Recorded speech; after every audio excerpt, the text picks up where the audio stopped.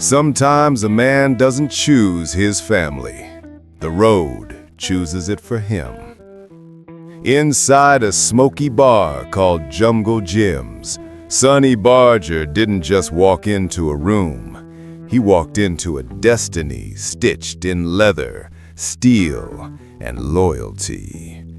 This is where the outlaw spirit found him and claimed him.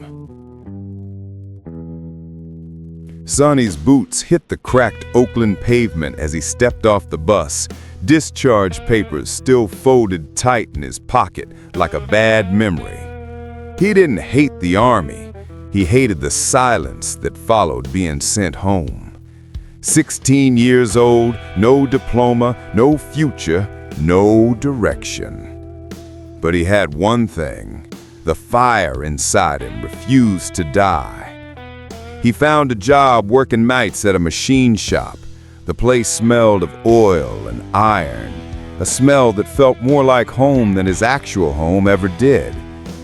When the boss left, Sonny would stay behind just to tinker with engines, boats, chains, anything that fed his obsession with machines that roared and moved faster than life itself. Outside, Oakland was shifting. Bars were fuller. Nights were louder, roads were wilder. War veterans returned home with medals, trauma, and a hunger for adrenaline. These were men who fought real wars and weren't ready to be domesticated. They didn't sit in silence, they rode. Harleys, big, loud machines with engines that sounded like they were forged in a storm. Packs of riders thundered down East 14th Street like a second army returning from a different kind of battle. And Sonny watched. Every time he saw them, something inside him tightened. Jealousy, curiosity, destiny, all mixed together like fuel waiting for a spark. One Friday evening, a coworker told him, "Come by Jungle Jim's after your shift. Everyone who matters passes through there eventually." Sonny didn't know what everyone who matters meant, but he went anyway. The second he stepped inside, he knew this wasn't just a bar. It was a heartbeat. The air was thick with cigarette smoke. Neon beer signs flickered along wooden walls, and every table had a story carved into it. The jukebox played Hank Williams through blown-out speakers, and the laughter was loud, unfiltered, almost violent in how alive it sounded. But it wasn't the noise that hit him the hardest. It was the jackets. Black leather, heavy creases, patches sewn by hand, skulls, wings, flames, clubs, animals, symbols that meant something, symbols of men who had chosen their own laws. A group of bikers sat at the back table, surrounded by empty beer bottles, their boots propped up like they owned the place. These were not men you approached. These were men you earned your way near. Sonny didn't walk toward them. He just observed, absorbing every detail like a student watching masters of a craft he wanted more than anything to join. He found a seat at the bar. Didn't order anything strong, just enough to not look out of place. Then it happened. A biker with 4 arms the size of mufflers sat beside him. He had a scar across his eyebrow, and his jacket had a crude winged skull patch that looked like it had seen too many miles. The man tapped the bar twice. The bartender slid 2 shot glasses toward them without asking.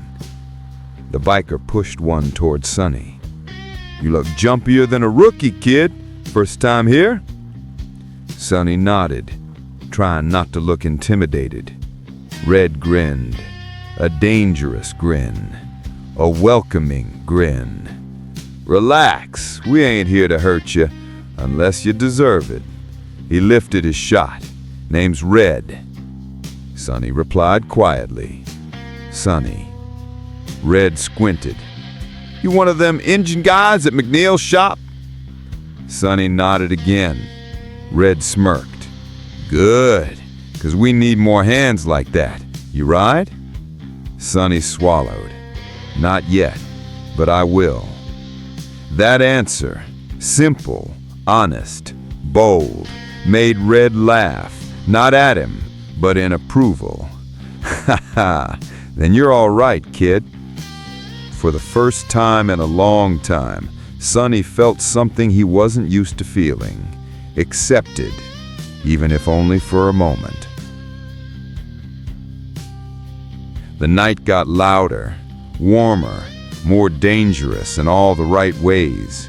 Red and his crew weren't criminals, not yet. They were misfits, men who didn't want bosses, didn't want rules, didn't want anyone telling them how to breathe. They taught Sonny the basics of their code. 1. Respect the ride. A man's bike was his soul. You didn't touch it without permission. 2. Show up loyal. If you said you'd be there, you were there. No excuses. 3. Fear nothing but betrayal. A man who betrays his brothers is lower than a man who betrays himself. Sonny listened. He didn't speak much, but he absorbed every rule as if the road itself was whispering them. Later that night, as the bar thinned out, Red clapped Sonny on the back. We're riding to Livermore on Sunday. You want to see what it's like to fly with a pack? Borrow a Harley and come along. Sonny felt electricity shoot through him. No hesitation, no fear, just clarity. I'll be there, he said. Red smirked again. Good. And kid, don't fall behind. Sunday morning came. Sonny borrowed a worn-out Harley, rusted tank, coughing engine, faded paint. But when he turned the throttle, it still roared like a living animal. He followed Red's pack onto the road. The moment his wheels hit the highway, the world transformed. Wind in his face, dust in his teeth, noise so loud that it drowned everything he ever feared. The biker pack moved like a single organism, a rolling beast of thunder and steel. And for the first time in his life, Sonny felt truly alive. This wasn't riding, this wasn't rebellion, this was rebirth. He wasn't the kid from a broken home, he wasn't the reject soldier, he was a rider, and riders were free. If you've ever felt the wind tell you you belong somewhere, hit subscribe. This road is your road too.